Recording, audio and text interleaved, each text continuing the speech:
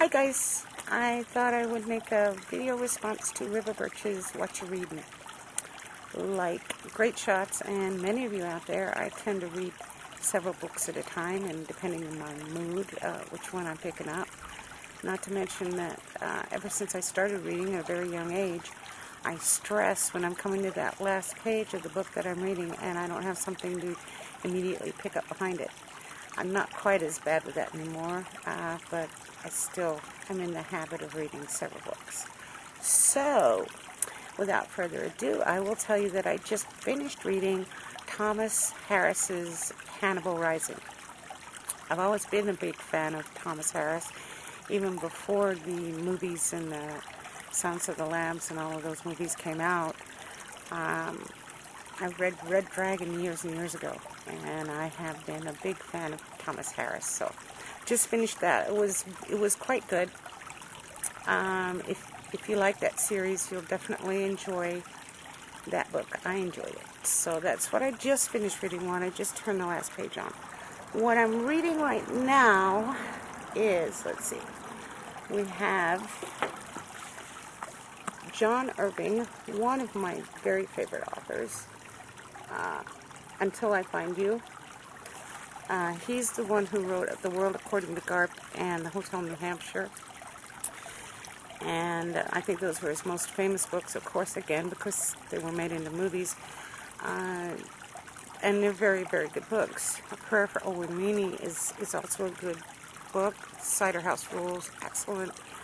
And this one is turning out to be very, very good.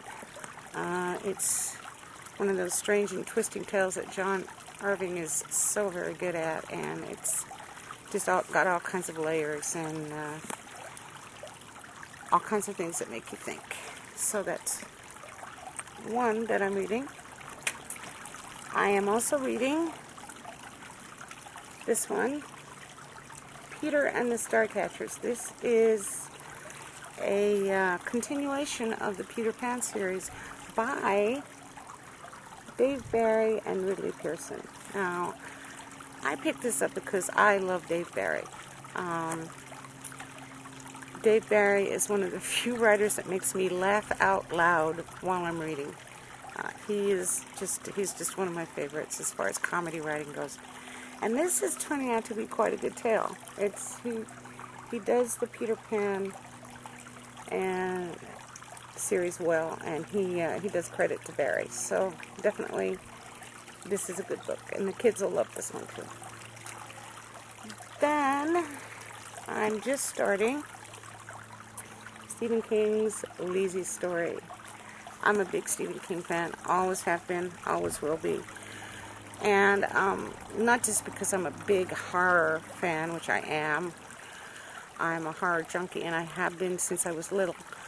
I think it has something to do with the fact that I grew up with Grimm's fairy tales. I grew up in that era where that was the fairy tales that you heard, and they've got quite a lot of horror in them. So I think that's where that influence came in, but I'm a big, big fan of the dark kind of things. But if I wasn't, I would still be a big King fan. King gets into the minds of his characters so awfully well. No matter what genre King wrote, and I think I would read him anyway because I just really, really like him. So that's that one. And then finally, I am reading the A to Z Encyclopedia of Serial Killers. I'm a big serial killer fan. Not a fan of serial killers, but the psychology interests me. Abnormal psychology interests me. And I think that's what started me reading about serial killers, because that's about as abnormal as you can get. So that just kind of, I can't say it fascinates me. It fascinates me when the human mind goes awry. When it detaches and departs completely from the norm. I've already come to I think when I started reading about serial killers, and I have a ton of books on on serial killers. I could probably write a book on serial killers myself. I've read so many. And at first it was to understand why, what would make somebody become a monster. And since I've come to my own conclusions, I have drawn my own conclusions, which maybe I'll go into detail if anybody's interested in that at a later time. But now I just tend to read to see if there's any difference, if there's an evolution in that way of that kind of madness. Because I know that there is an evolution in human thinking, in society as a whole, in individual thinking.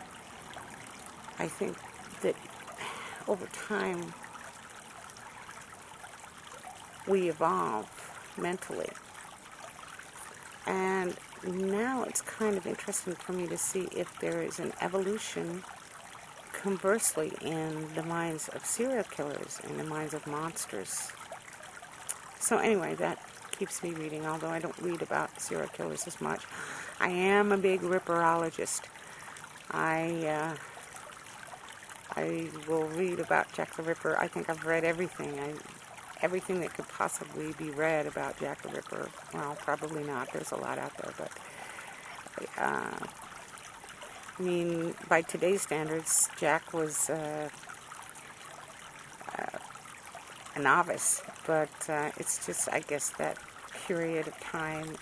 I think the whole time period, the whole reaction to the Ripper thing fascinates me too. So